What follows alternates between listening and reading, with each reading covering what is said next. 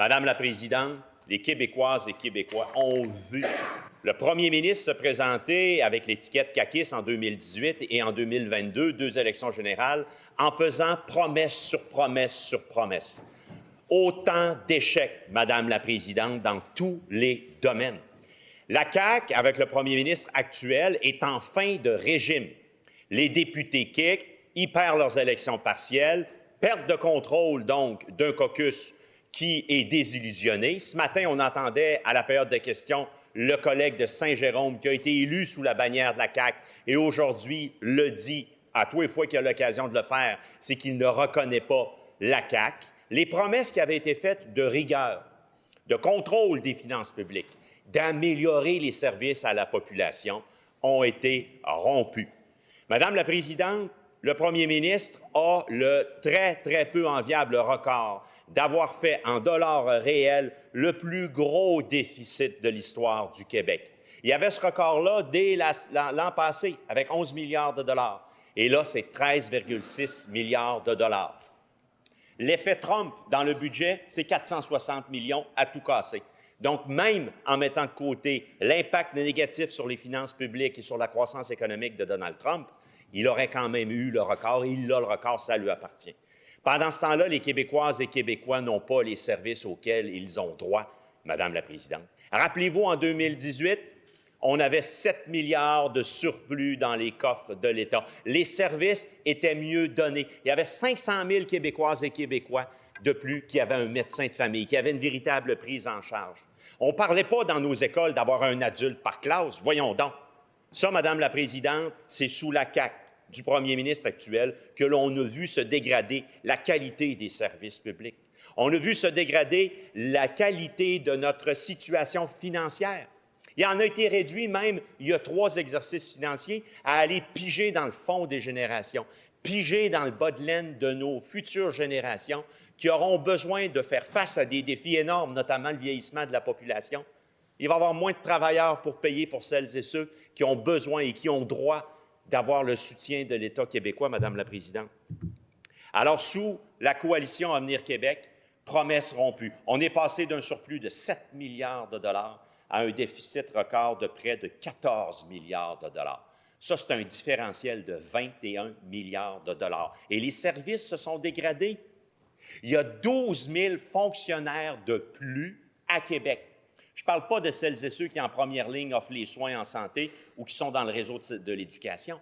12 000 fonctionnaires de plus à Québec, Madame la Présidente, plus un 21 milliards de différence de fonds publics qui ont été mal investis. Les Québécoises et Québécois ne l'ont pas senti passer dans la qualité des services. Il aurait dû, mais ce n'est pas ça qui est arrivé. Aujourd'hui, le premier ministre fait très peu de cas également de notre économie. Un tableau qui parle très clairement, Madame la Présidente, c'est le tableau A8 du budget qui fait l'objet du débat, croissance économique. Au Québec, on peut voir que la croissance économique des dernières années est inférieure, Madame la Présidente, au reste du Canada et est inférieure, évidemment, des États-Unis. La croissance économique, c'est le cœur de notre capacité à créer la richesse pour pouvoir mieux la redistribuer.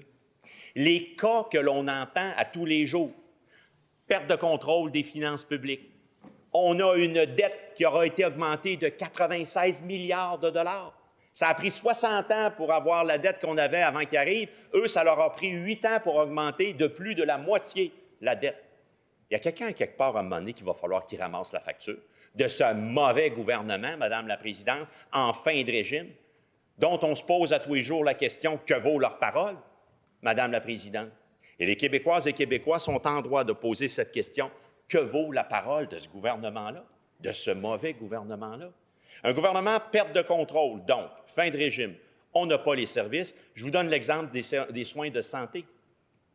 Le ministre de la Santé nous a dit on va créer une 2e structure parallèle au ministère de la Santé. Là, ils ont engagé des dizaines et des dizaines de cadres qui n'offrent aucun service.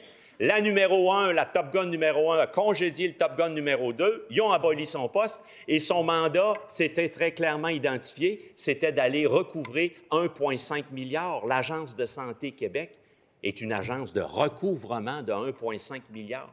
Faut qu'il coupe, faut qu'il coupe, faut qu'il coupe. Il y a un mois, le ministre de la Santé a dit 3 d'augmentation annuelle dans la santé, c'est une coupure. Combien ils ont mis dans ce budget-là? 3 Combien ils prévoient l'an prochain? 2 Alors, pendant ce temps-là, les Québécoises et Québécois souffrent de ne pas avoir les services, souffrent d'un gouvernement qui les a abandonnés, souffrent d'un gouvernement qui est en perte de contrôle financier, qui n'a pas soutenu notre économie, qui, face aux tarifs de Donald Trump, n'a pas préparé le Québec à y faire face. Et il n'a pas de stratégie, il va dire le contraire de ce qui est dans les intérêts des Québécoises et Québécois quand il va à Washington en disant « Oh, en passant, je suis prêt à faire des compromis sur l'aluminium, sur la foresterie, sur l'aéronautique. » C'est contraire aux intérêts du Québec. Alors, Madame la Présidente, nous avons hâte aux prochaines élections.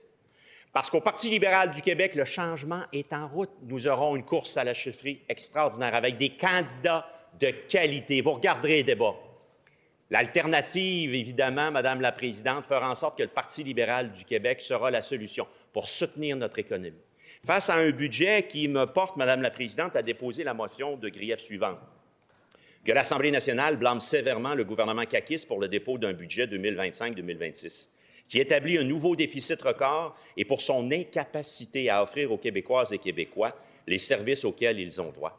Madame la Présidente, nous serons là au Parti libéral du Québec pour être l'alternative. Et on va faire en sorte de donner espoir aux Québécoises et Québécois, reprendre le contrôle de nos finances publiques, puis de les donner les services, parce que les Québécoises et Québécois méritent mieux que la Coalition Avenir Québec. Merci, Madame la Présidente.